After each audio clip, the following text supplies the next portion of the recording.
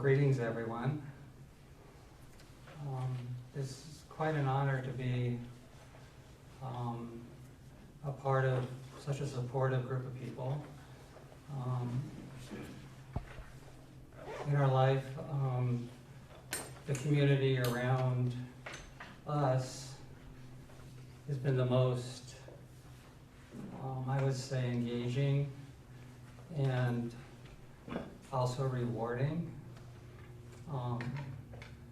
part of our journey. And the community around us has extended beyond what's in Phoenix here, which is a core, and spread around the world.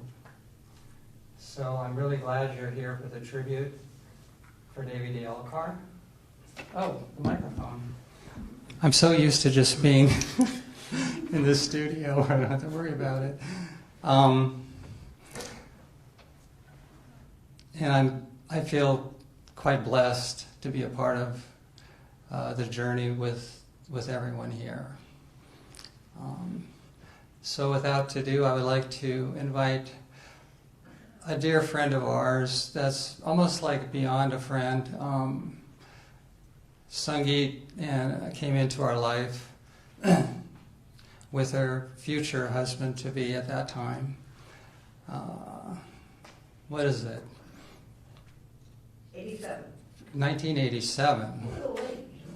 You guys. Yeah.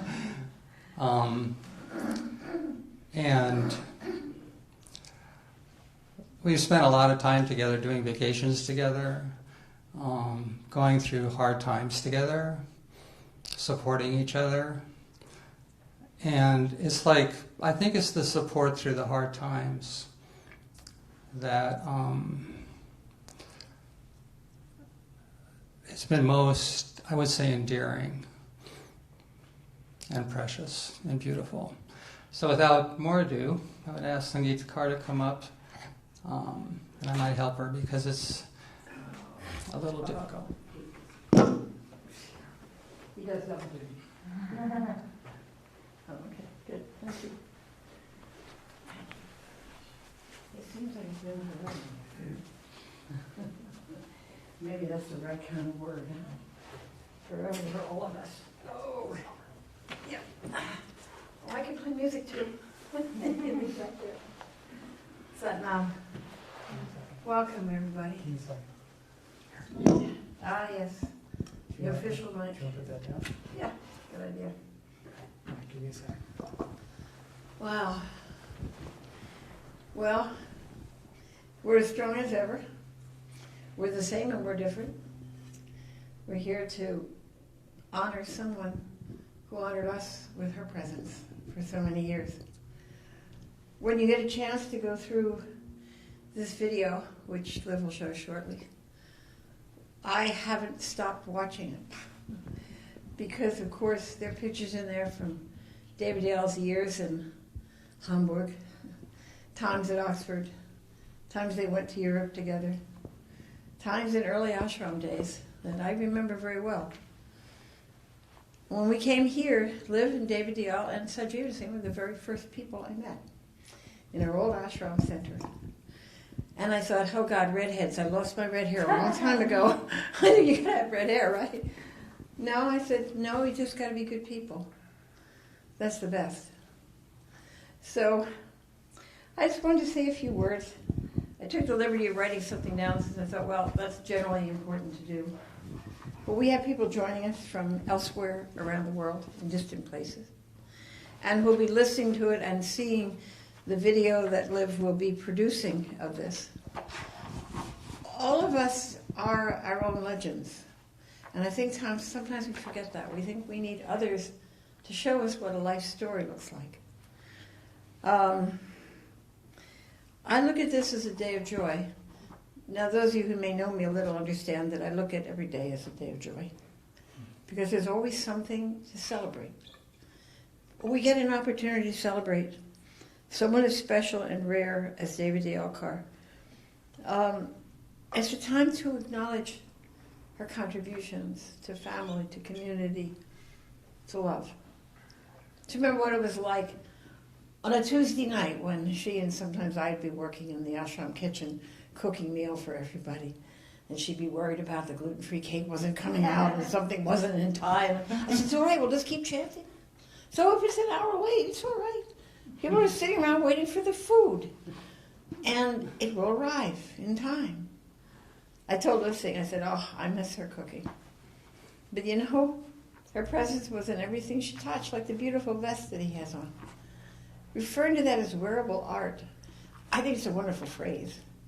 But it's living art.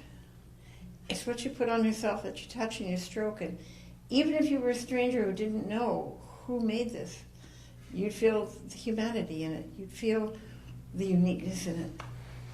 And so, to think of Devi Dayal as a New Yorker, and I lived there for like 27 years, it's a very interesting expression, Queens. Well, we were Brooklynites, and so was the ashram in Brooklyn. But she was at home wherever she was. She made home where she was. And that's a sign of a person whose presence can be quite profound, whether or not you think it's significant. Some of the wisest people I've known have been very humble about themselves.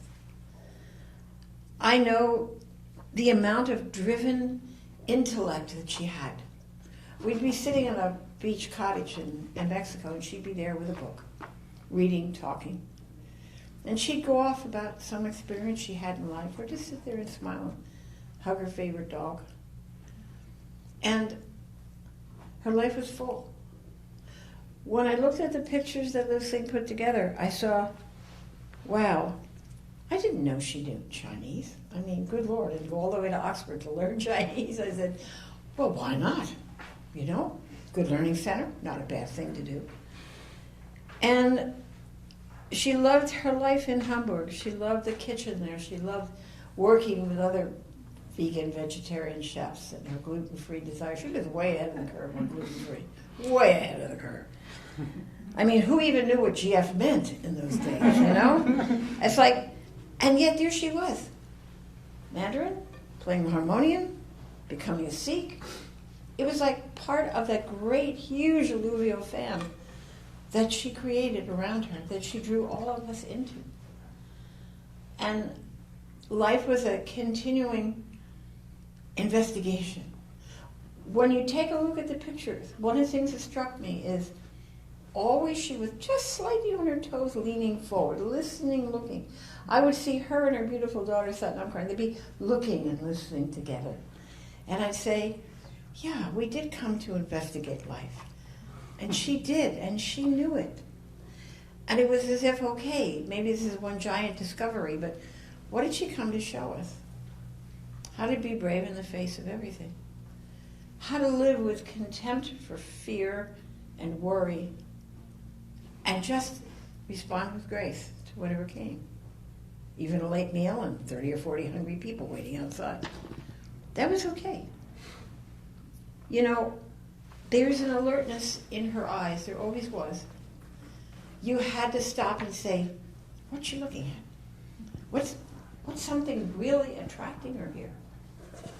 It would be significant, maybe not to the rest of us, but certainly to her. And then there was always a lightness on her feet. When I was talking to Lucy last night, I said, every picture I see of you guys in this compilation, it's like your feet.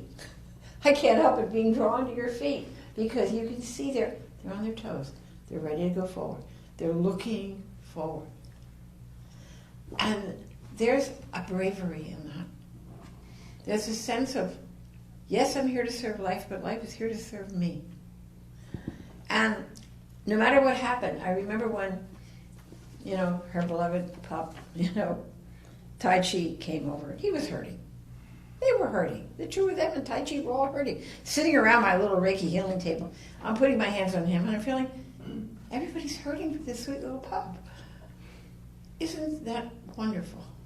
Now, I know that may sound silly to you, but it really is wonderful that we hold a shared joy and a shared grief. A shared ability to hold on and to let go. And so we're never really alone. There's a piece of video in this, you'll see, where her daughter is leading her through moves at her bedside.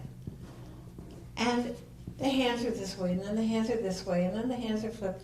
It's a call and response kind of thing, like traditional music. But it's watching the generation pass on the movement of touch. Whether they touch each other or not, they're touched by each other.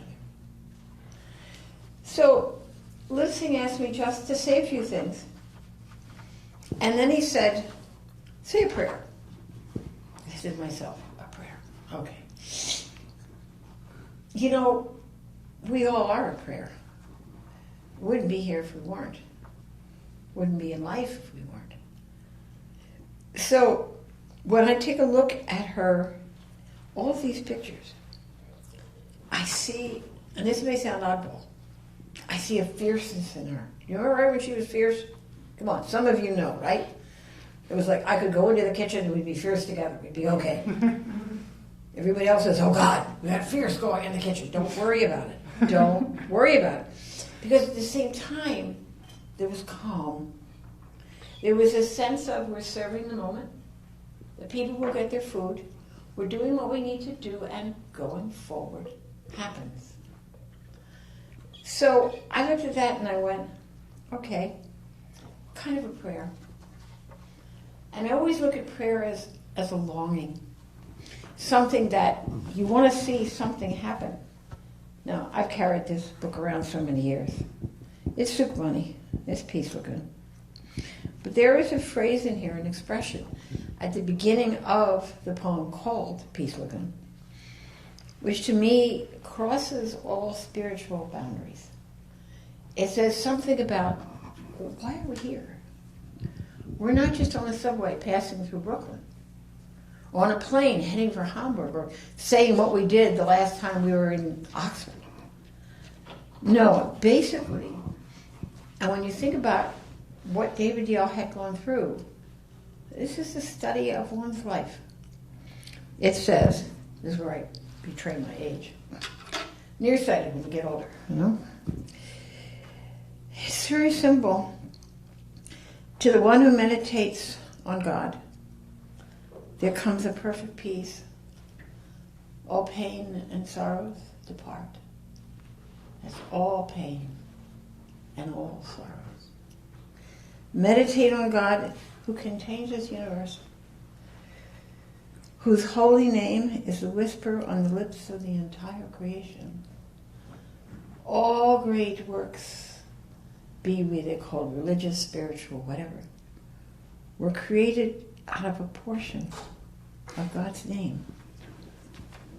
What does that say to us? Very simply,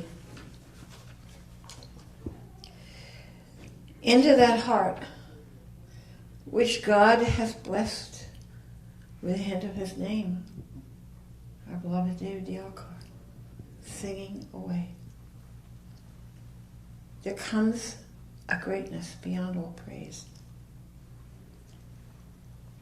To that person who seeks only to gain a sight of thee, just a sight, is granted the grace to save all humankind.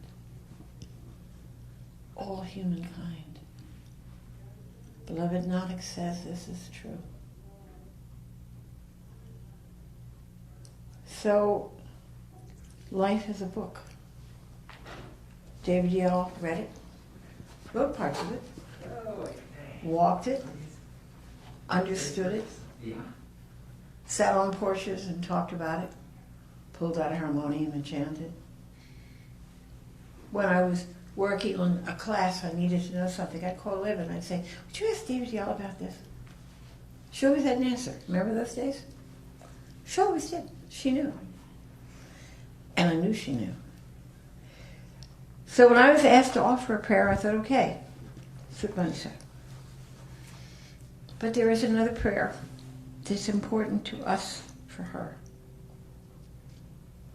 And that's, I want to ask all of you to join me in something.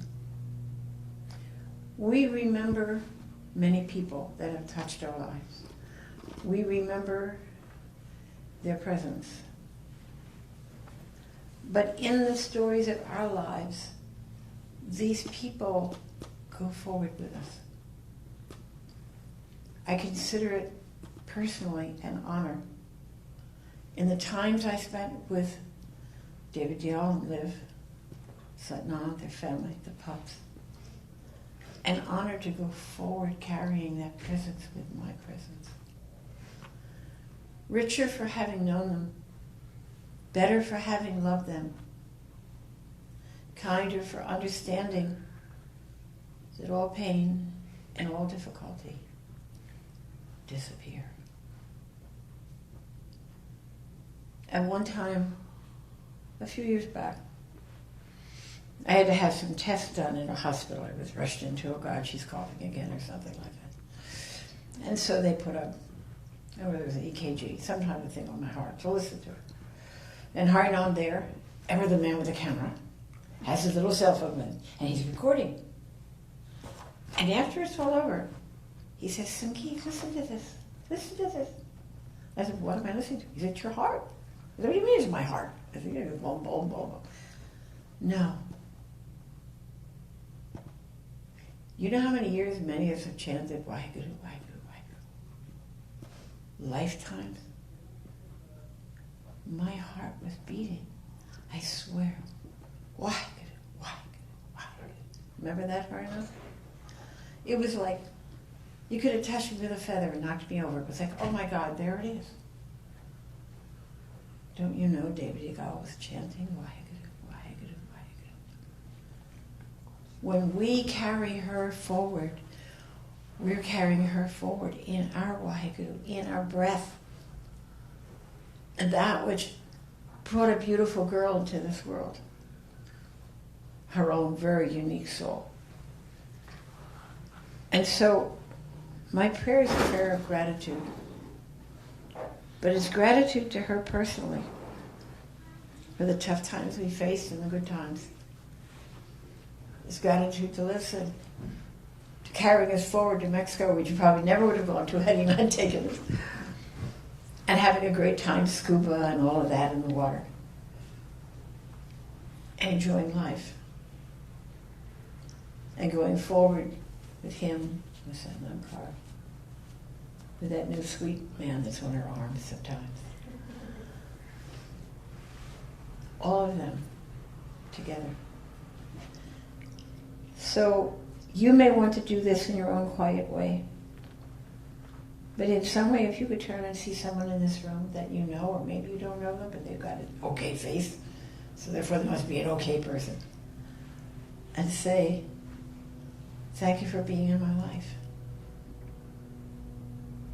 I honor that and carry your presence forward with mine. That is how I promise eternity. That is how I deliver. And Jonah and Karen and Solsing and so many of you, I carry you forward in my heart. It's about blessing each other with our presence. And all the other stuff that could have been differences or hard times, let it go.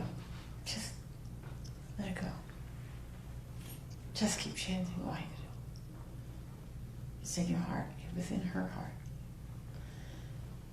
So, my prayer, and listening, I don't know if you want to participate in this, it's kind of a round robin, but it doesn't have to be. I thank you for lifting us up, for bringing us here, for being this strong, staunch supporter. But I know things were tough. I thank my husband for being mine. Each one of us in this family, particularly here in Phoenix, look at how many strong men and women there are. And it doesn't matter if they're not all still together, because they're still together. God never divorced us, and we never divorced God. We stick together. So listening, thank you for your uplift, your contributions to this community. Music and beyond music. The heartbeat is beyond music. And thank you for allowing me to share a few thoughts about your beloved wife, our beloved sister. Maybe the first in the world to do it back gluten-free, and it was the way to go. And all of the good things that she and you, your daughter, have brought. It's an honor to sit by your side. Nothing finer in this world. And whether I know you or don't know you, I feel that way about everyone in this room. I always will. And I'm only facing 83, so I'm probably going to be around a little longer. Yeah? God bless you. Thank you so much. Liv, is there anything you want to say, or again, you don't have to? Maybe in the middle section. In the middle section. Oh, the middle section, that's where the fun is, right? Look, we've got fun here happening, right? Thank you so much for allowing me to share with you. And more to come.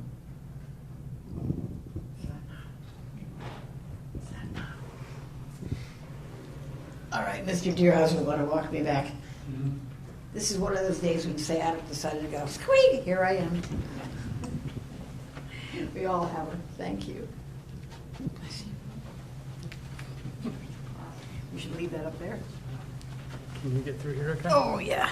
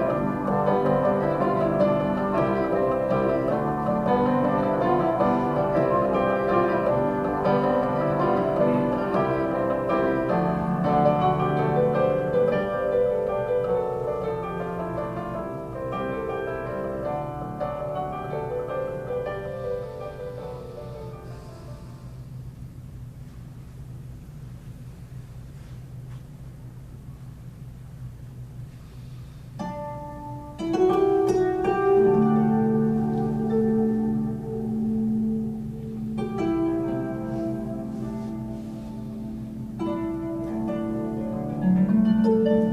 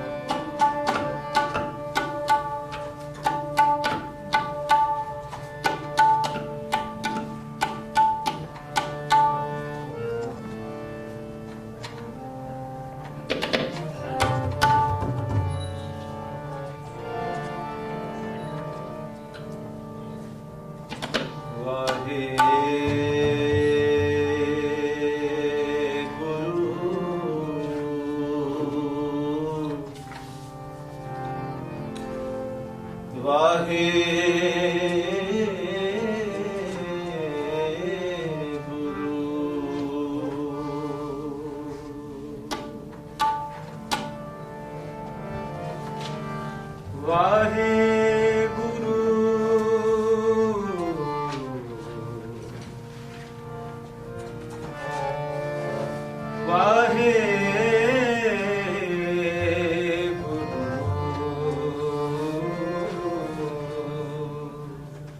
मेरे राम राए तू संता का संत तेरे मेरे राम राए तू संता का संत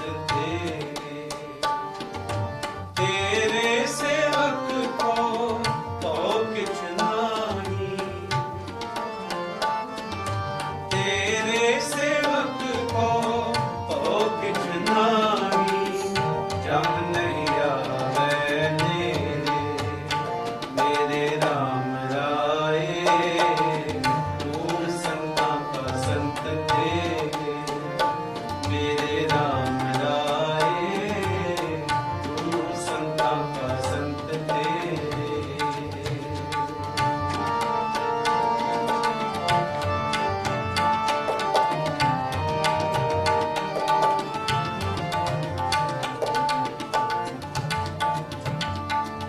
जिसके सिर ऊपर तू स्वामी सो दुख कैसा पावे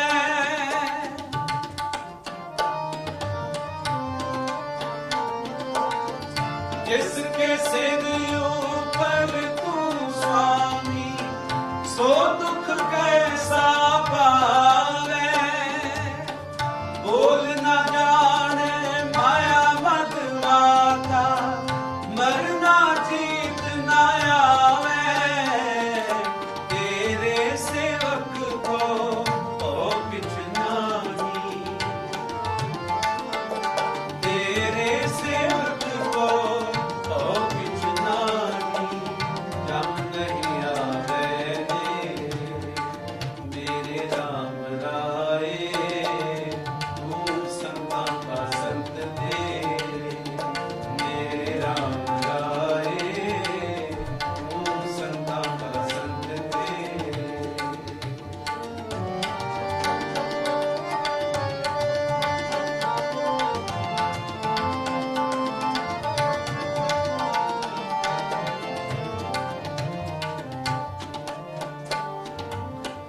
जो तेरे रंग राते स्वामी तिनका जन्म मरण दुख नासा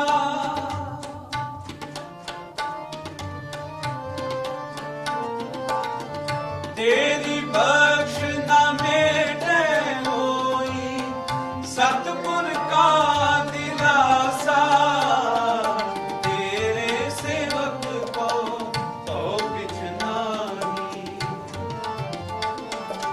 तेरे सेवक को तो किछ नाही जम नहीं आवे मेरे राम राए तू संता का संत तेरे मेरे राम राए तू संता का संत तेरे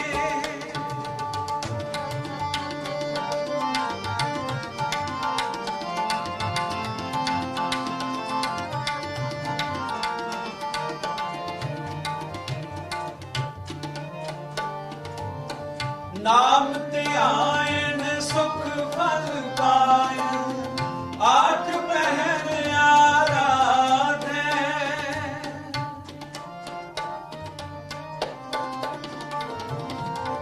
तेरी शरण तेरे भरवास है पंच दुष्ट ले साधे तेरे सेवक को तो किछ नाही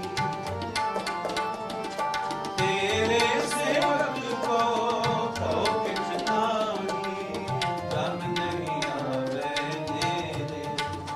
मेरे राम राए तू संता का संत तेरे मेरे राम राए तू संता का संत तेरे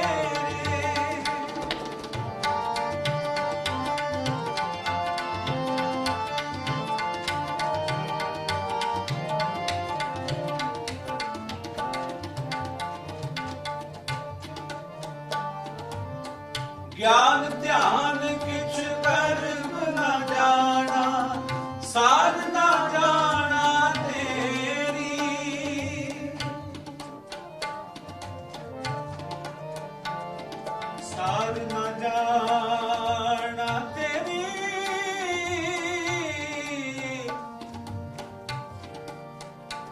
ਸਾਰ ਨਾ ਜਾਣਾ,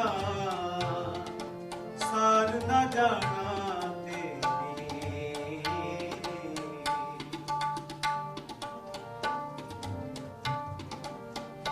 ਸਾਰ ਨਾ ਜਾਣਾ ਤੇਰੀ,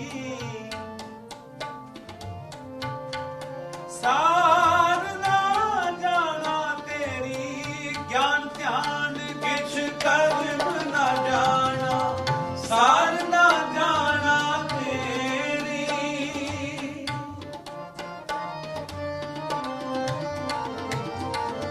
ਸਭ ਤੇ ਵੱਡਾ ਸਤਿਗੁਰ ਨਾਨਕ, ਜਿੰਦ ਕਲ ਰਾਖੀ ਮੇਰੀ, ਤੇਰੇ ਸੇਵਕ ਕੋ ਕਿਛ ਨਾਹੀ, ਤੇਰੇ ਸੇਵਕ ਕੋ ਕਿਛ ਨਾਹੀ, ਜਨ ਨਹੀਂ ਆਵੇ ਮੇਰੇ ਰਾਮ ਰਾਏ, ਤੂੰ ਸੰਤਾਂ ਕਾ ਸੰਤ ਤੇਰੇ, ਮੇਰੇ ਰਾਮ ਰਾਏ, ਤੂੰ ਸੰਤਾਂ ਕਾ ਸੰਤ ਤੇਰੇ, ਤੇਰੇ ਸੇਵਕ ਕੋ ਕਿਛ ਨਾਹੀ, ਤੇਰੇ ਸੇਵਕ ਕੋ ਕਿਛ ਨਾਹੀ, ਜਨ ਨਹੀਂ ਆਵੇ ਮੇਰੇ ਰਾਮ ਰਾਏ, ਤੂੰ ਸੰਤਾਂ ਕਾ ਸੰਤ ਤੇਰੇ, ਮੇਰੇ ਰਾਮ ਰਾਏ, ਤੂੰ ਸੰਤਾਂ ਕਾ ਸੰਤ ਤੇਰੇ, ਮੇਰੇ ਰਾਮ ਰਾਏ, ਤੂੰ ਸੰਤਾਂ ਕਾ ਸੰਤ ਤੇਰੇ।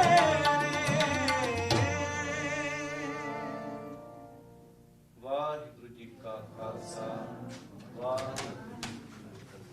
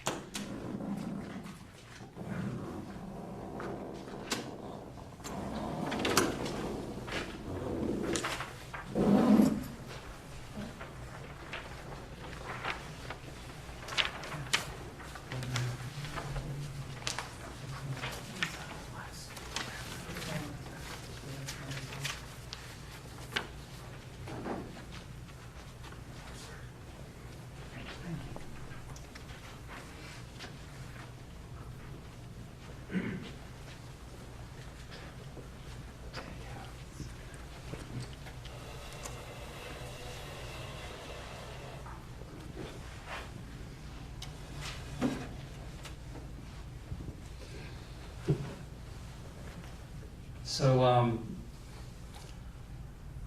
stories we have and reflections on Devi Dayal Kaur love to be shared now. So,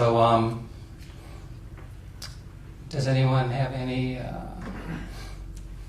things that they would like to share with everyone here? Or their poems and so on? Want to come up, Sanam Singh?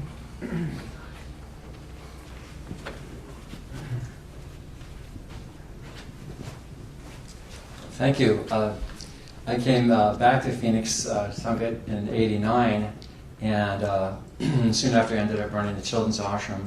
And Devi Dayal Kaur was very graceful and helped us there and taught the children different Sikh Dharma things, and dealt especially with the girls. And I remember the picture here that they had was that smile. She always had that smile, and she was told that story, don't worry, be happy, it seemed like, and so that was definitely the right picture for her, and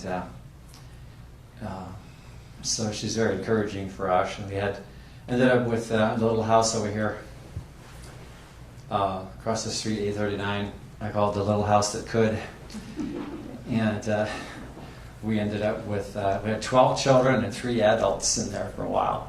And it didn't seem to be crowded. It wasn't a problem. And one bathroom wasn't a problem either. But And it was great, and she helped us there, and she taught me a few shabads, which I really enjoyed, and so really cherish her memory. Thank you.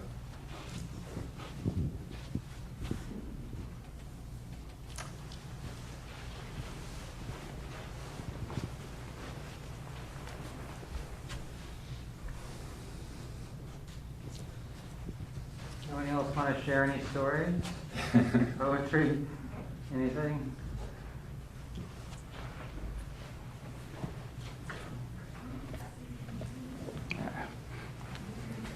Hopefully I can break the ice.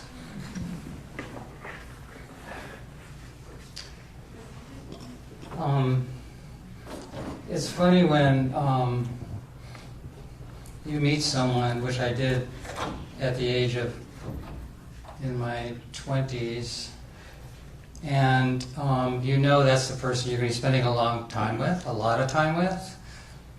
And the beginning of the journey of marriage starts, and you don't know where it's going to go. As much as you can predict it all.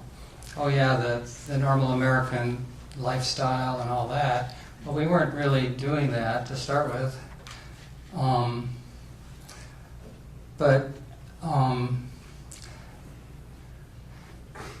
She had a vision of having a life that was around simple things. It wasn't about shooting to the moon. It wasn't about big business.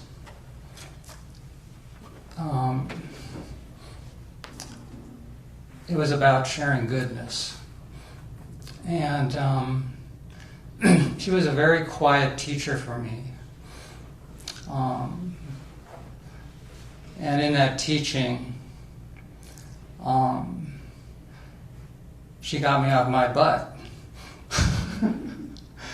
Because as a single man, life can be much simpler, less engaging, at least for me. So that was a big turning point when we got married. And I remember I didn't really want to own a home or anything, and she said, "Liv, when are we getting a house?"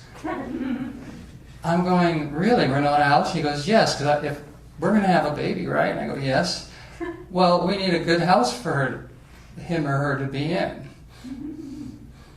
And she said to me, "I'm hoping it's a girl." So she almost like planted the seed. That's like double entendre, it's the seed, for that. So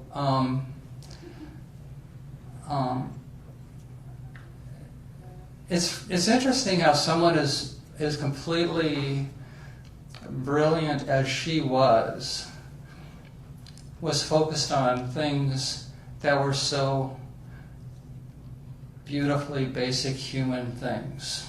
She didn't show off her brilliant mind usually, or her ability to do fiber arts and so on.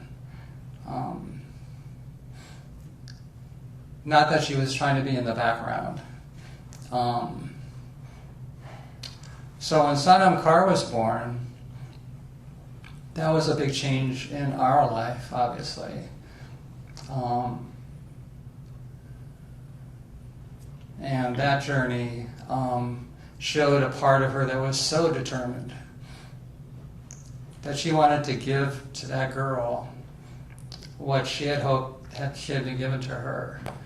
And she was basically like a Lotus car racer in high octane fuel.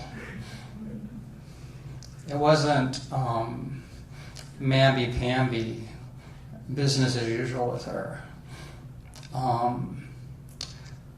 She loved spirituality. Anything that rang of the essence of it was honest, and it was also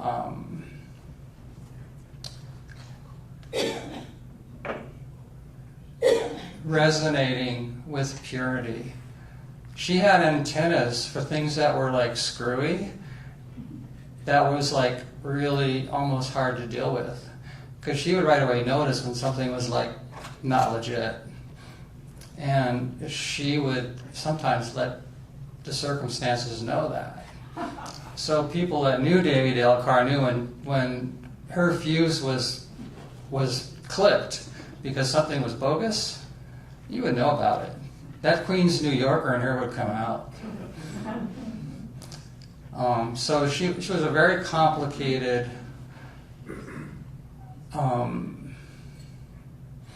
person. I told my daughter Sanam Kaur a couple times that I really think your mom's a Martian. I mean, I couldn't even imagine how this person that's a part of my life is so different from anyone else I know. And it's absolutely true. I mean, it's like, my goodness, she was the top in brilliance in the whole state of New York in testing at a young age. And that's why she got a scholarship, a Rhodes Scholarship, to go to Oxford University.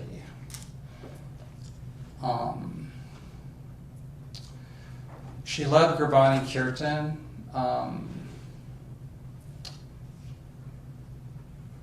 And I remember she wanted to put the Siddhi Guru in our bedroom, which is really like you don't put those scriptures in your bedroom usually. And we were missing one volume for all these scriptures, right? And she was like looking high and low, and I was like, well, the Siddhi Guru is great in your house, but we should have a separate room for it, and not be in our bedroom. So we still have that, but it's still missing one volume, and it's up high on this beautiful shelf, and it's there in honor of her, and also just what we were doing and what we are. But it's mostly in honor of her. My parents adored her. My dad would just go, Devi Dayal Kaur, and he would just kind of get lofty. And my dad's like this real Capricorn, World War II veteran that doesn't speak really super sweetly that often. He's very calm and, he speaks his mind. But anytime we talk about Devi Dayal Kaur, it would just be like he would go into this poetic kind of space.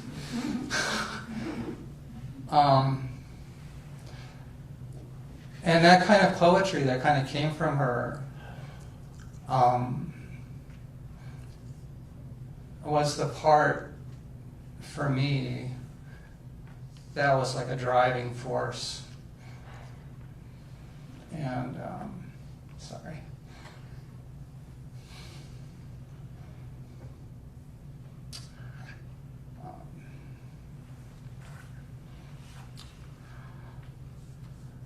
So she invited us to go, let's go to New York and visit my family. So I didn't know what to expect. At that point I'd never been to New York City before. So we go into Queens, New York, which anyone that knows Queens, Queens is rough and ready kind of neighborhood. So here's this girl, we're young, from this neighborhood that's just crazy. And her brothers and sisters, her brothers especially, are in the music business. So it's kind of weird. It's like I'm in the music business, her brothers are, in the hip-hop business, working with Puff Daddy and all that kind of stuff in those days.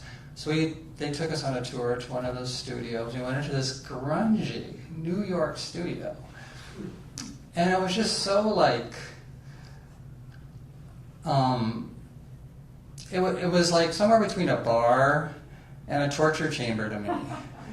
I mean, bars can be fine if it's like upper class bar, right? But this is like a low class bar, torture chamber kind of thing where her family worked in. And so, okay, well, where are we going to stay at your parents' house? And she goes, well, we're going to be sleeping, we're in the basement. I go, okay. So she had, I believe, 9 brothers and sisters. She was the oldest of this huge family. And there was a wall from here to here just full of record albums. Blues. She loved the blues. Now, you think Devi Dayal Kaur is like this, symphonic. She was like, loved symphonies and all that kind of artwork. She loved really grungy music.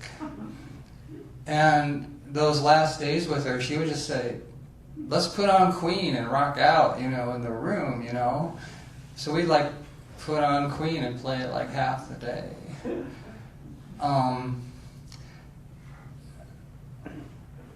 She never really understood, I don't think, the kind of mellowish kind of music. She was my worst critic always. Never ever minced her words. And I'd be like, I'd work on something for like 100 hours, 150 hours. I'd play for her, she'd kind of listen to it.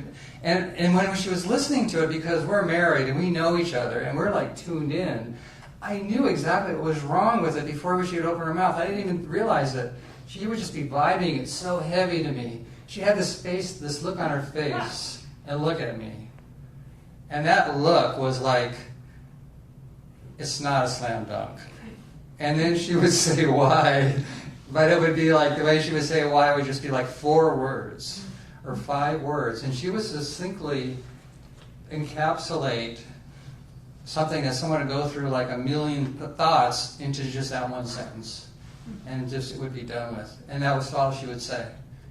And it would just be like, curtains, chink. Well, then my answer would always be, well, that's true. Because I couldn't argue because it was true always. That's true. But it's a client. So you can always have an excuse for whatever, It's like that, it's partly, I'm part of it, It's just, time and whatever. She was so protective of our daughter and so interactive with her birthdays, with everything. And Devi Dayal Kaur was, challenged physically in quite a lot of ways. And those challenges actually, in a way, made her more focused and more concerned about things that were important to her. And I think she had to edit. And those times together with Satnam Kaur, with Devi Dayal Kaur, it was like I had 2 super powerhouses suddenly around me. Because she wasn't going to have a baby that was not going to be up to this thing that she was about. Satnam Kaur, it was like, okay. I've never been very big into universities and everything else, and it was so amazing to see those two, Devi Dayal Kaur and Satnam Kaur, as a duo, studying, learning, and being a part of a process that they saw a vision in, and I didn't understand. And I think it's really important. It was important in our life to really respect each other's different ways of dealing with life. And I certainly wasn't always not resisting, but I would always lose. It didn't matter what. The quiet, short, and very clear thinking and responses were always there, and I would just be going, okay, yeah, that. As hard as Solstice and all those events that we did, many of the people here, not everyone knows what that is, but we would travel to New Mexico and camp out in the wilderness for 2.5 weeks. And it wasn't cushy. We're talking about an environment that's really tough. And she was always up for everything. And I would drag her on all these hikes, and she liked to hike, but she liked England, where everything is like flat and pastoral, that kind of thing. Oh, let's go to Arizona, let's go into superstitions up and down. Yeah, no. She would still do it with me. I would take her out on midnight hikes and the superstitions. And my daughter, we would go together to so many places. And I thought she was having a blast the whole time. But I didn't realize actually part of this is like torture to her. But she still would go through to the beginning, middle, and end of it. And she still would support me in this thing that she knew we both loved. But it was like tough to do it at that kind of extent, that because I was, my own, I would just go on these like really long treks. I'll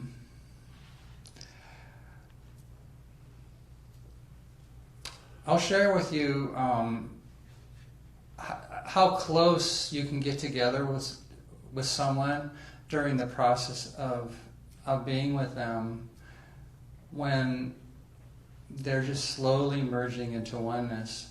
And she didn't complain. I can't remember her complaining once in the last 8 years, 9 years about anything. Ever. And she was going through a lot of physical challenges. She never once complained about pain, well, she didn't have a lot of pain, but just not being able to walk very well and the rest, right? And for me, it was almost like I felt like I was in a world that was illusionary. Like the normal ways I was thinking about life getting difficult, the more difficult it got, the easier she was having with it. She just resolved herself. This is the will of the Creator. And this is part of the process. And I'm going to be grateful for every moment of it and be a part of it. And in that way, she was a great teacher.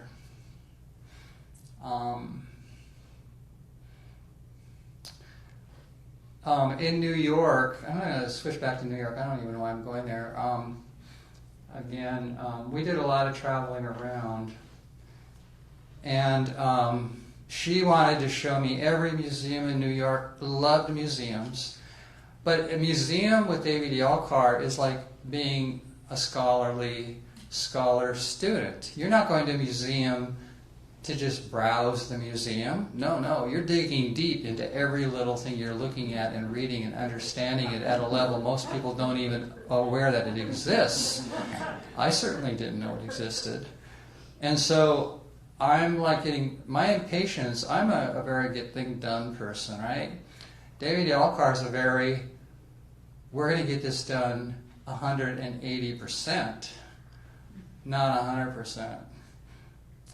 So it was always an adventure in learning, but also patience, of understanding that to get that deep into something, you have to have a different way of being, your actual being, the way you're actually thinking around what you're doing at any moment. And I ended up really loving that and learning from that experience with her. She loved that New York scene. She liked that. She was glad to be out of New York, to be honest. And now and then people, when we're in Phoenix, would call her, and then what are you doing in Phoenix? She goes, I have no idea. Because in her mind, she's a Rose Scholar. Now she's in Phoenix doing fiber arts, which is her love, and she's a brilliant cook. I mean, her baking was just off the charts. And her fiber arts was so tasteful. I mean, she had taste buds that were in hyper alert. And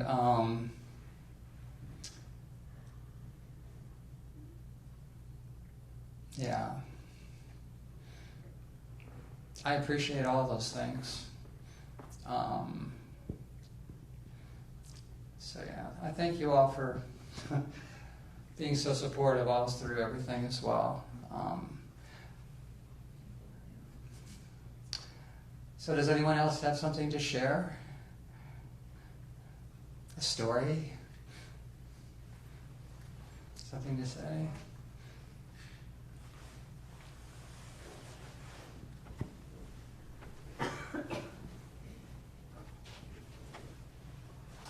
So I moved here about a year and a half ago in Phoenix, and I'm one of Sadnam's friends. And I think I visited her house probably 2 to 3 times. And I think that every one of us who interacted with her will probably have a version of her that will live on through us. And I think in a way that, that's the version that I saw visiting her a couple of times. I'm tall, you guys have noticed. I walked in, she was tiny. And she was tiny. It was recently, and I think the thing that I walked out of there and then I remembered the most was that I came unannounced. She was tiny, and she showed me all of her house, and very welcoming. And I think the thing that I remember the most was that she was not frail. And, knowing what he said, that she was strong, And I think that's the thing that I remember the most, that someone so tiny, someone, so kind and welcoming someone really strange into their home with such an open arms and, and showing the whole house, and both times that I came home. So I think that's the version that I will remember.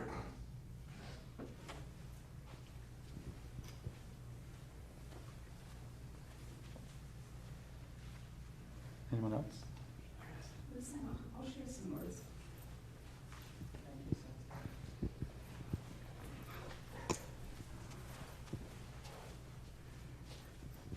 This may seem a little inconsequential, but I'm so glad you brought up her baking.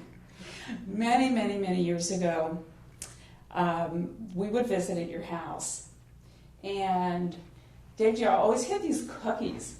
And this was, she knew, as to her brilliance, all this stuff about food. And I'm like, how do you know all this stuff? Because I go, what's in these cookies? And she go, oh, it's rice flour, and it's this, and it's this, and this. You couldn't go on the internet and figure out what all of this was, but she already knew.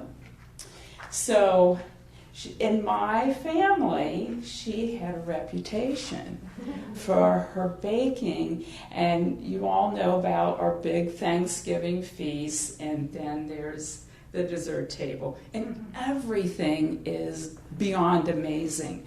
But I would always turn to my kids, I go, find out which one is Devi Dayal's. That's the one you want. And it just, that, it just always stuck with me, and it warms me, it tickles me, and I think that's a beautiful way to be remembered.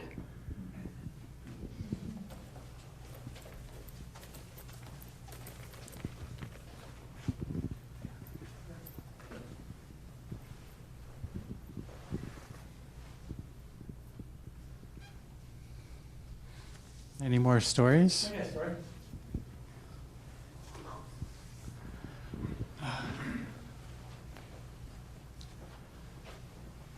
Food, food, food. Everyone who knows Devi Dayal Kaur knows about food. The short story about many, many years ago, Liv and Devi Dayal Kaur and Satnam Kaur invited Sangeet and I down to Mexico, and for a vacation. To me, a vacation means you sleep late, maybe sleeping all day long, you get up, you grab some snacks out of the fridge, maybe you take another nap. The first 3 or 4 days you're just resting and recuperating from working. But not Devi Dayal Kaur. No. She ran the kitchen like a restaurant. Everything was planned. There were meal plans. This is a vacation with meal plans. It was the totally amazing thing I had never seen, and I didn't know what to think of it. I mean, you're tired. You just want to rest. Isn't that what a vacation is? The first few days, you just get the city out of you, and then you start going to do your adventure things. But no, we had regimen. This was morning time. This was when breakfast was. This is what you're going to have for breakfast. This is when lunch. This is lunchtime. all get together. We're going to go, and, this is the meal for this day at lunch, and we're all going to help prepare it. And then dinner comes along, and we had to be back in time for dinner to go help make dinner, serve dinner, eat dinner, clean up the dishes. And, you're totally exhausted just from going to Devi Dayal Kaur's restaurant. It was quite the experience. So wherever she has been, food is always creating food and feeding people has always been a real important part of her. So that's one story that I will remember forever and ever about the graciousness of Devi Dayal and Liv and Satnam Kaur. Because, I pull Liv aside and I go, this is kind of vacation time. Can I just go sleep and grab food whenever I get it, and that's good enough? He goes, no, this is all planned out. This is a vacation. This is a well-planned vacation. I said, okay. So, anyway, it was a lot of fun. Devi Dayal Kaur and food is quite a treasure. Thank you. Anybody else?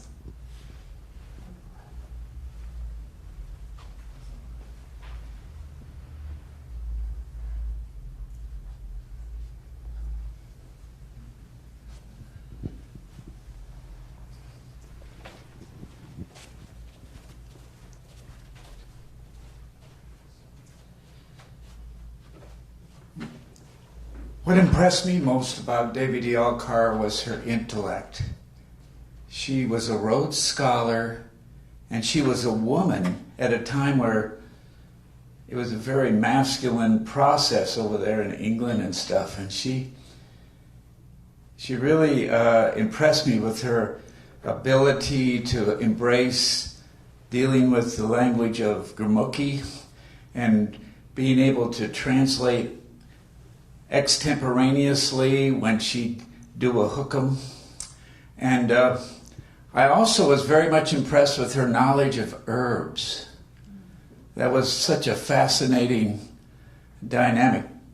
There are thousands of different herbs, and she seemed to have them all in her consciousness. And if you needed a herbal remedy for anything, and she didn't call them herbs, she called them herbs.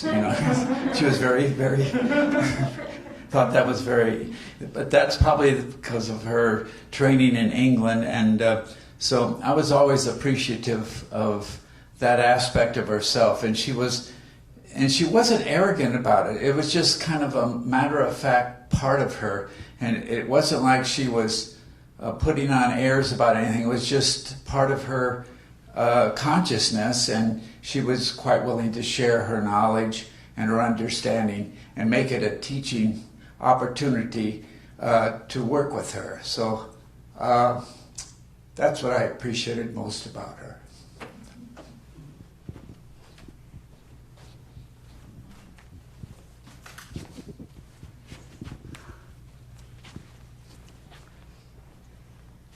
I had the blessing of doing Devi Dayal Kaur's 40 days, and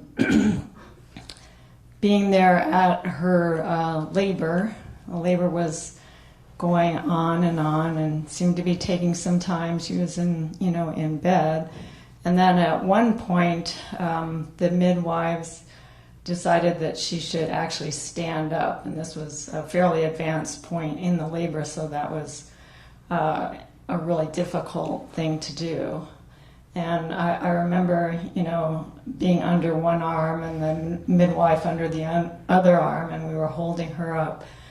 And just feeling the determination of this divine mother, that she was going to get this soul out into the world no matter what it took. And she was, very petite, but she was going to deliver this soul to the world. And then very shortly after that, Satnam Kaur came into the world, and that was incredibly inspiring to me. And the whole 40 days was really an education. I got an education in baking as well.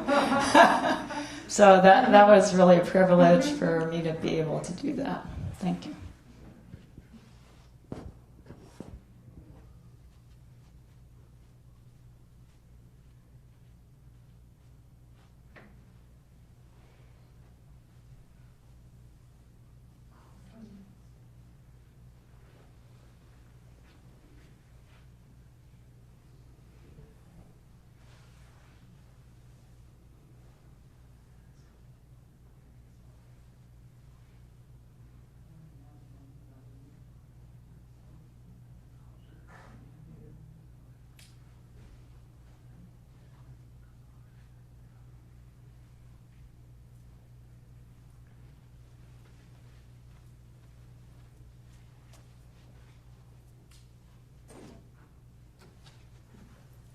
Hello, everybody.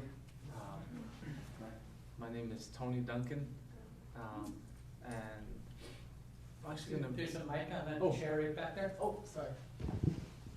I'm back. Hello, everybody. My name is Tony Duncan, and just coming in here, we made a drive in from Las Vegas.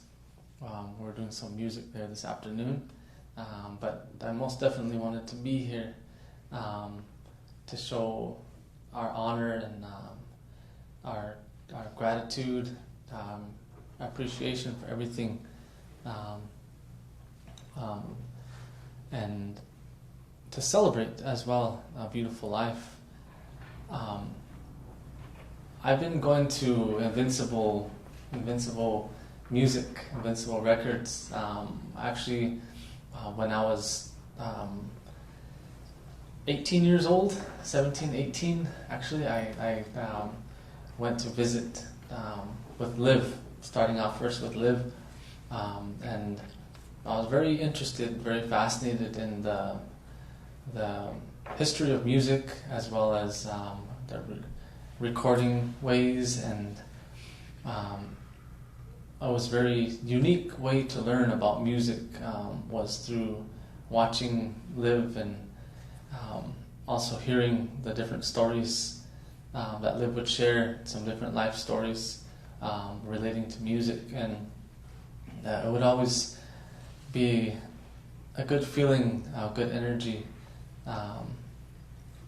that would be at Liv's area, Liv's home, with the music. And oftentimes, when we would take many different breaks after maybe getting frustrated that I'm playing something wrong or anything like that, or going over a song over and over, and we'd take a break. And me and Darren, you want to come up this way here too? This is Darren Yazi. We're going to be sharing a song. It's a medicine song. It's a song of healing. But me and Darren, we'd be playing a lot of music, and we would take these breaks oftentimes, and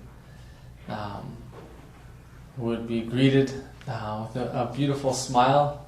We'd be greeted with just a beautiful energy, calmness, a sense of reassurance, that we're doing everything in a good way.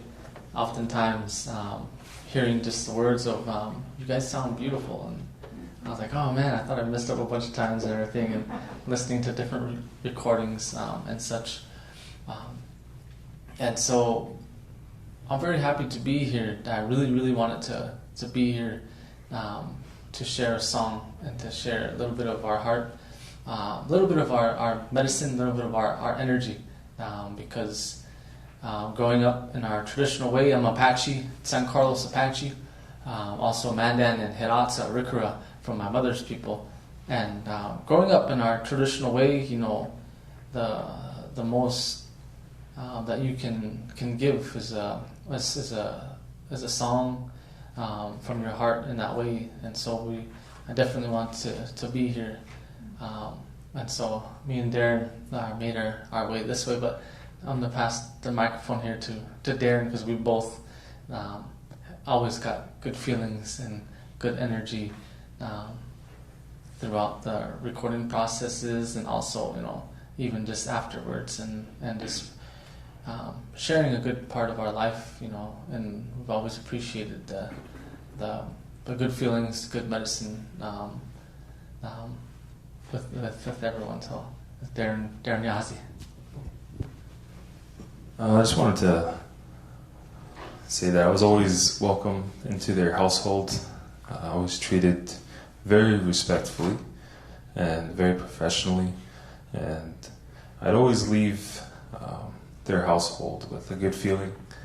And I hope that the music that we play kind of captures that same feeling, that respect, that kind-heartedness, and just the love that you could feel. Seeing her, being in the house and everything, she's very nice.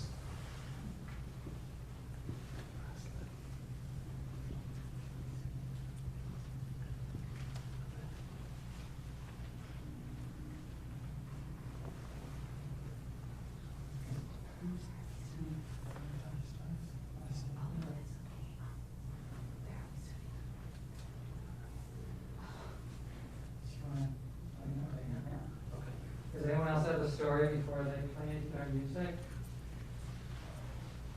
Want to share? Oh, you're Carlos. Okay.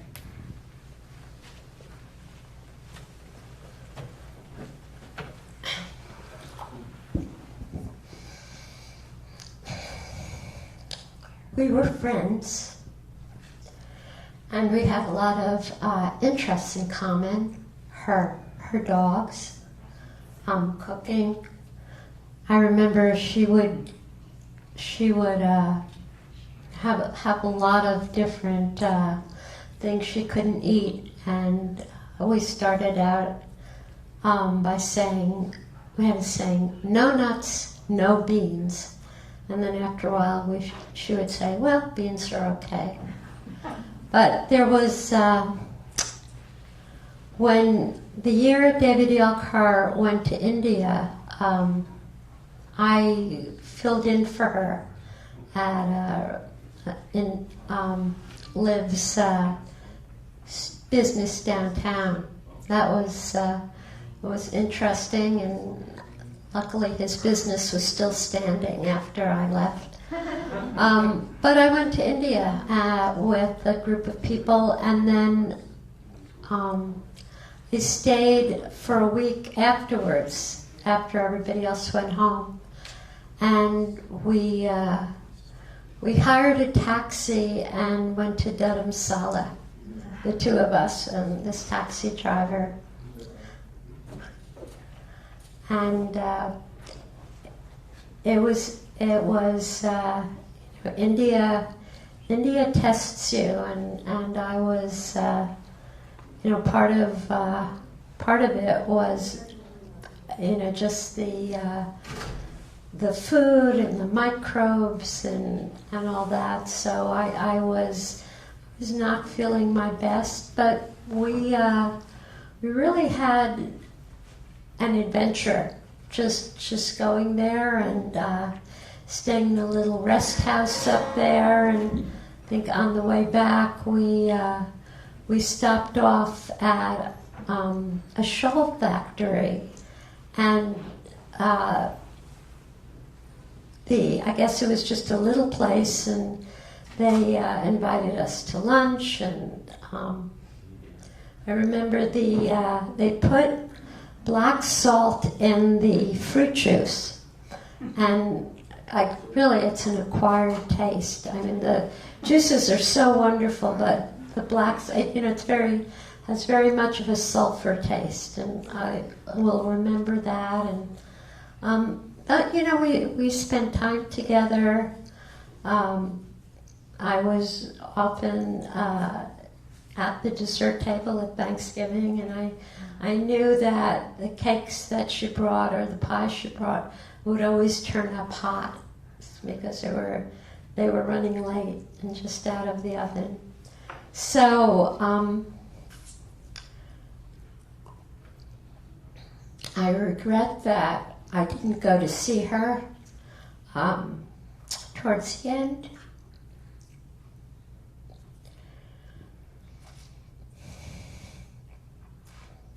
But, I always very much appreciated her courage in all the challenges that she had, and how, she just, I would say to her, well, it's nice to see you diagonally, she wasn't upright, she wasn't horizontal, she was diagonal, and she seemed to be okay with that, and I'll just miss knowing that she's not here anymore, and it was a pleasure to know her all these years and to be her friend.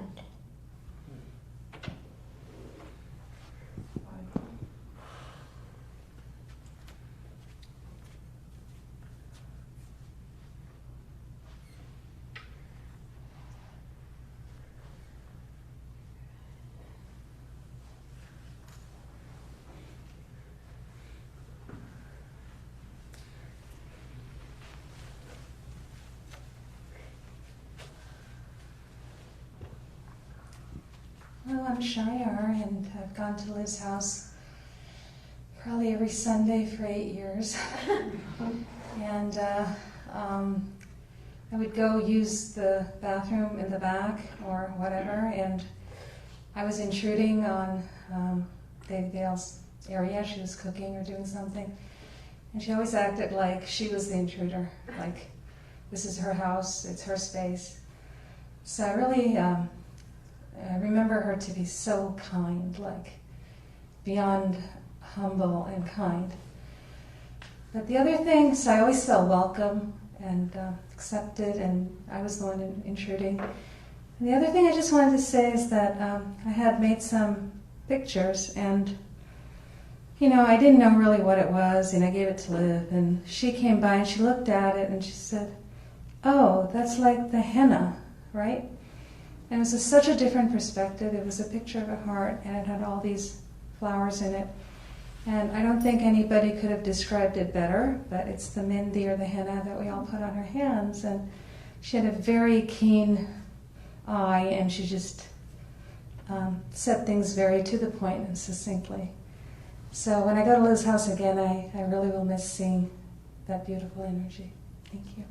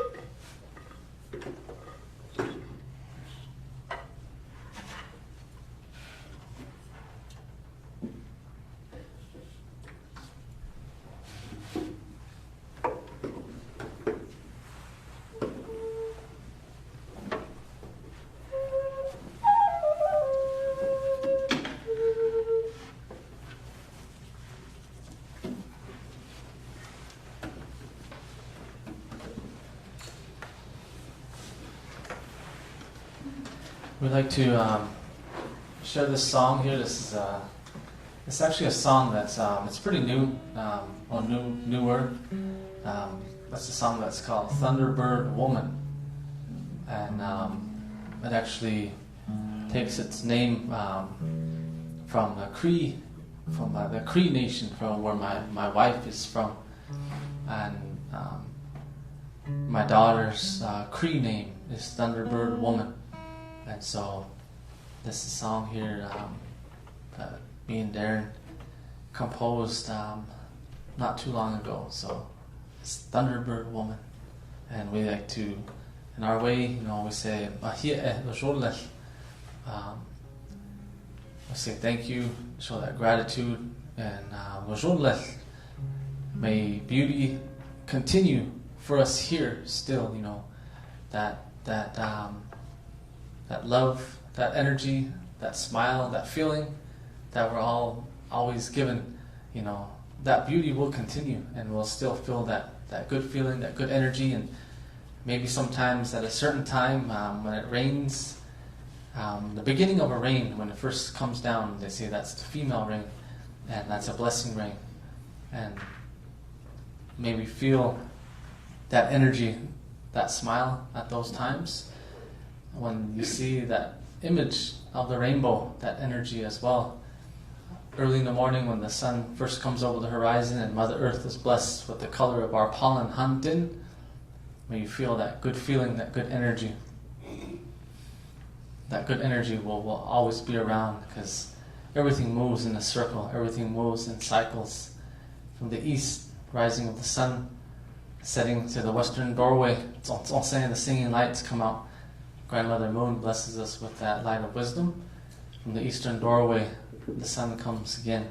Everything moves in cycles. Our energy comes back into Mother Earth, goes back and reminds us and tries to keep us on a good path in a good way. And we feel that good energy, those good feelings through those sacred times, through the rain. And so, hope you enjoy this one here. Brings you good feeling, good energy. Thunderbird Woman.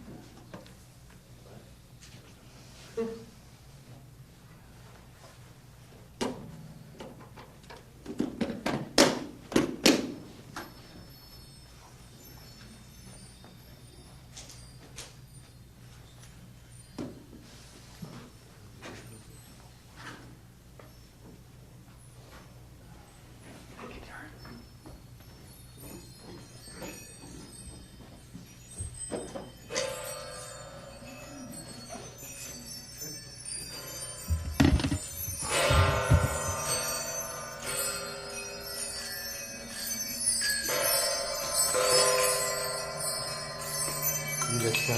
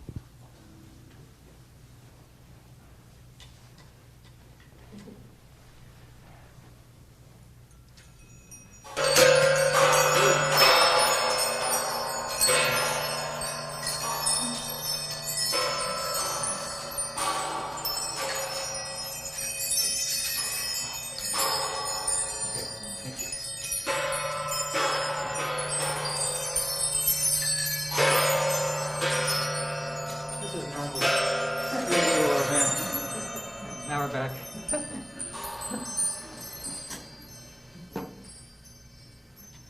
Unlike recording in Liv's studio, doing meditative music, that wouldn't be acceptable. He's one of the best that I know as far as being meticulous in every sound, every tone, having a purpose, and being appropriate. So I'm really honored to be here today to share this time in honor of Devi Dayal.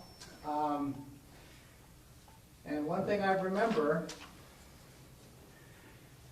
is that whenever I'd go in to record a CD, she would be there and she would have my chai tea.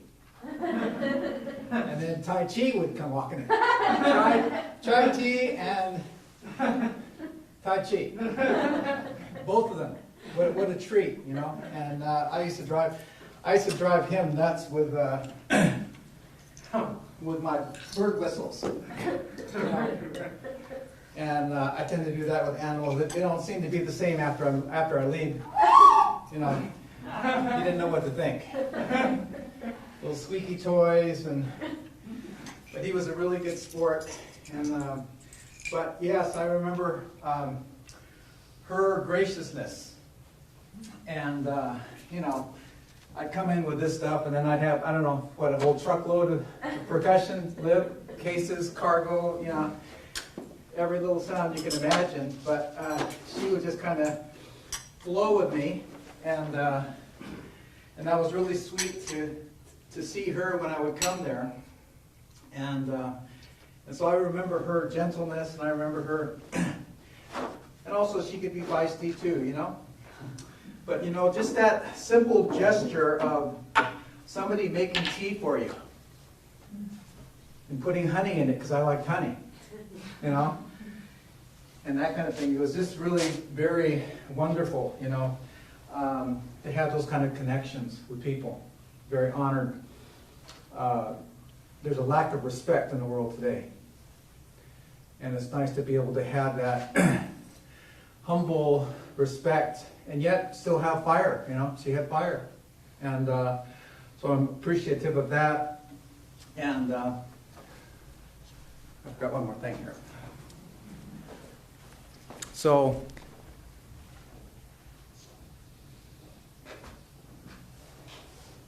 I'd like to share a little bit of a prayer, you know, just to honor this moment in history, this time. You know, life is about relationships. And there's no way around it. Every relationship that we have in our circle of life, you know, we go around the circle.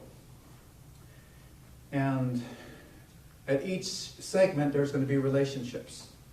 You know, from the time we're born in the east direction, there's going to be mom and dad, there's going to be brothers and sisters, there's going to be kindergarten classmates, there's going to be teenage peers, there's going to be, you know, co-workers, there's going to be love partners, marriage. It's going to go on and on around that circle. But to have these kind of memories and significant, meaningful relationships with life is really what makes life go around in a beautiful way. And so I'm very honored that Liv invited me here and that I was able to be here in honor of Devi Dayal, and to just remember her. You know, as you go around the circle of life, like a tree, in the east direction, the leaves are really green and vibrant, healthy, shiny, beautiful, glorious tree. You know, big, glorious tree. The leaves are all healthy. They're very vibrant. But as you go into the summer, the heat begins to get very, very, very much alive here in Arizona. And then when you go into the fall, into the west, in the fall season, the leaves begin to change. And so many times we're so used to being those green, vibrant leaves, you know, where my hair was all black, and now it's starting to turn, you know, change colors, you know, right? Gracefully. But we're going to come to this place of change in the fall season now. And actually, the true color of the leaves is going to be this color. The illusion of the green, vibrant leaves, everything that the glorious things that we've been known for. You know, that's what people have seen, and that's what sometimes we want our significance to be based on those things. But when we come to the west direction, we begin to see that, you know, there's less sunshine. The photosynthesis is not working the same process, so the leaves begin to, the illusion of the green color begins to fade away, and then it comes down to the true color of the leaf. And now we're at the true color. And the true color is love. And our love for Liv, for your family, for your wife, for your daughter, for Tai Chi, you know, that is what this whole life is about. If you want to strip everything away, bring it down to the bare essentials, it's really that love that is what counts. And that's what we remember. And so I want each of you to take a moment right now to really honor our lives, you know, each of our lives. Just the value of us being alive, having our breath, having our heartbeat, you know, that symbol of love, that symbol of love, that heartbeat. You know, you hear that heartbeat, then you know what? You're a little baby infant. You're floating around. Even before you're born, you're floating around in that womb, and you're feeling that love pulsing all around you, giving you life, nourishing you, cherishing you, keeping you safe. And even as a little child, as you go around the circle of life, you begin to, you know, experience things that maybe be startling. As a little 2-year-old child, you might get scared and you hop up on mama's lap. Just like your daughter. Hopping up mama's lap. And yet feeling those loving arms wrap around you. And then putting your head against her chest. And guess what? You feel that love. The safest place in the world. And so this symbol of love is something that's very tangible, very real. You know, as Native Americans, we use symbolism, whether it's a circle of life, whether it's a heartbeat, whether it's the color of clothing that you're wearing. Everything is a reflection of our journey in life. So I'm just so honored that we're here to gather together to honor Devi Dayal with our heartbeats. So I want everybody to just take a moment right now. Find your heartbeat. Just find your heartbeat. Find your love, okay? Find that pulse. I did this with the Kardashians on her. And they wanted me to help them with their relationship. You know, and I said, okay, Scott and Courtney, find each other's heartbeat. They couldn't do it. On TV, they couldn't do it. And it showed me they weren't connected. Okay? But so it's so vital that we can connect with our own love and feel our life force, our vitality, that beauty. And we're all of our hearts are pulsing together right now, and we're uniting with her right now.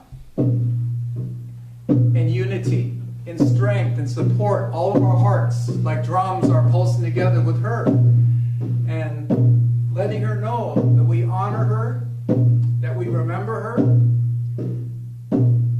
that we love her, and we allow her to have those wings. And our love is going to lift her so she can soar to the heavens freely right now. Right now she is soaring freely.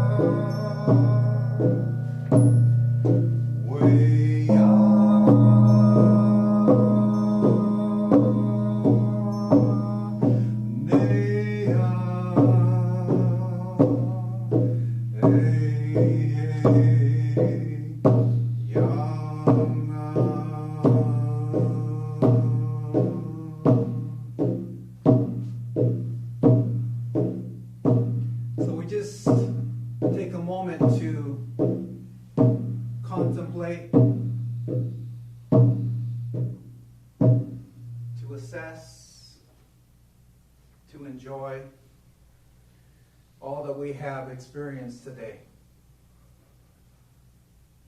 In this moment in eternity, never will be repeated again. But these are the kind of moments. My work in a hospice, when I share music in a hospice for people to die, these are the moments when you soar, when you leave this earthly realm, these are the moments that will echo for eternity in your heart, that she is feeling right now. And they will echo over and over and over and over forever. So we've created a very special moment for her right now. And so I want to thank everybody for being here to share this moment with her. And I want you to think about her right now as she's soaring. And I want you to soar together with her.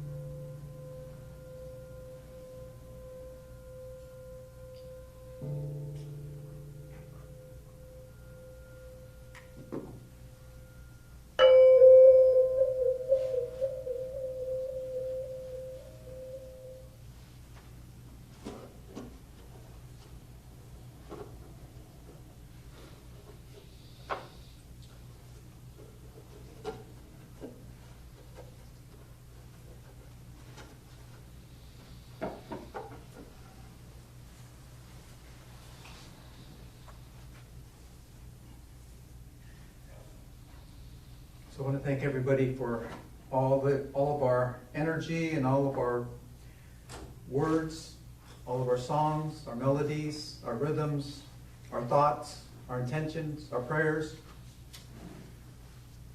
that have all been a sweetness to her heart, bringing a smile to her face. Thai cheese with her too. In her lap. He remembers too. So I send that sweetness to all of us. That beautiful sweetness.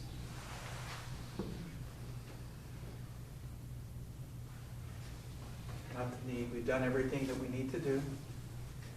And now we can just simply embrace that sweetness. Just appreciate it.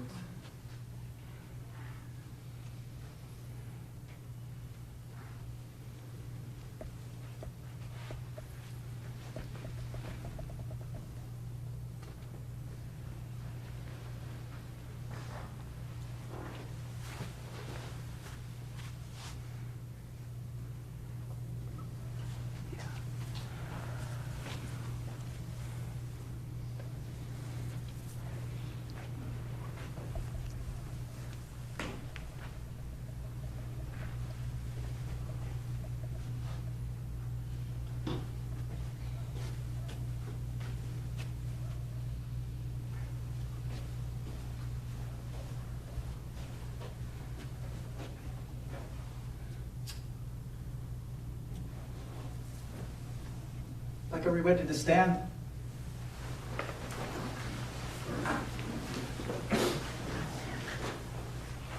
Okay. So let's all share a little song, a little two-step. Navajo two-step, not Texas two-step. I tried that before. Navajo two-step. And let's just dance our hearts out. Let's sing our soul out. Let's allow our heartbeats to pulse together and bless her right now.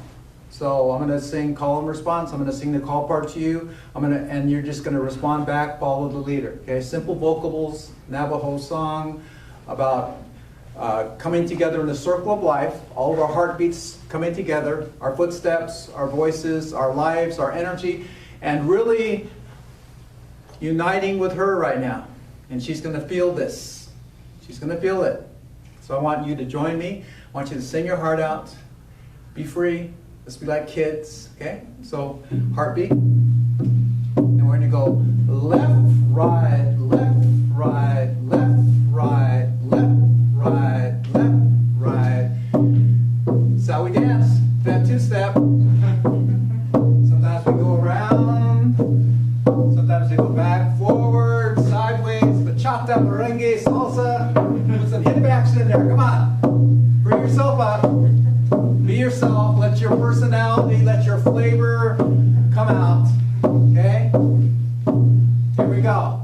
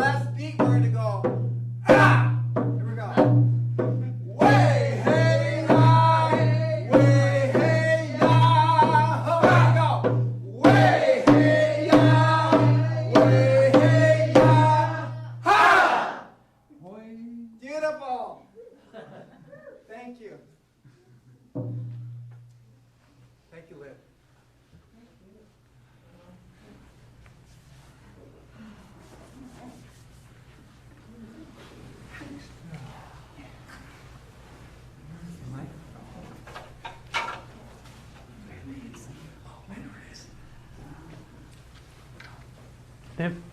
Oh, you're doing more. No, that's fine. No, please do more. Okay. All right.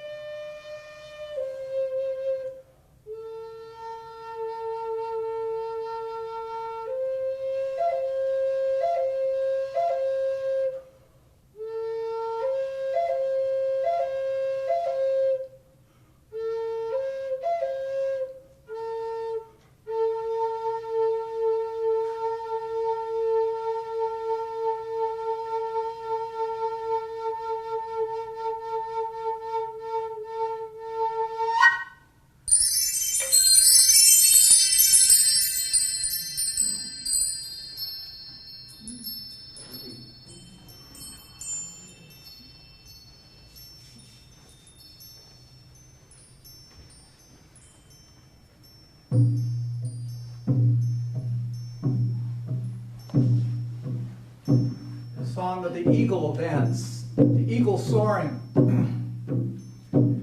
Ya hey ya, ya hey ya, ya bo, hey hey ya, hey yo. Ya hey ya, ya ho. Ya hey ya.